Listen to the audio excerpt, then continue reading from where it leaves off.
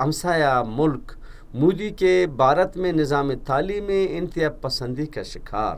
کیا ہے انتہا پسندی کا شکار؟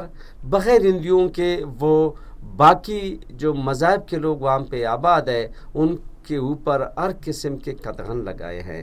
بھارت میں مسلمانوں کے خلاف انتہا پسندی ہر گزرتے دن کے ساتھ سنگین حد تک بڑھ رہی ہے. مودی کے تیسرے بار اقتدار میں آتے ہی مسلمانوں کے خلاف منظم مہم کا آغاز کیا جا چکا ہے.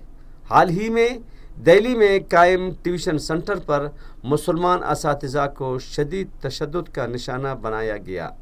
دہلی کے علاقے شکورپور میں قائم جوائنٹ مینٹور آف ڈسپلن نامی ٹیوشن سینٹر کے اساتذہ پر جھوٹا الزام لگایا گیا کہ وہ بچوں کو زبردستی قرآن اور کلمہ پڑھاتے رہتے ہیں. واقعی اگر ہمیں دیکھ لیں، مسلمان تو ظاہر ہے اپنے مذہب کے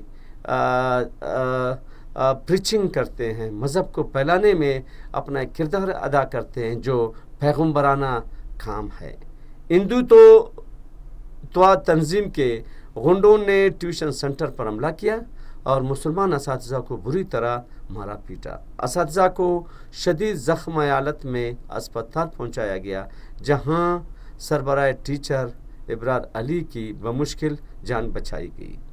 اساتذہ کی جانب سے سبھاش پولیس اسٹیشن میں شکایت درج کرائی گئی، لیکن ہندوتوا افسر نے مسلمان اساتذہ کے خلاف FIR درج کر دی.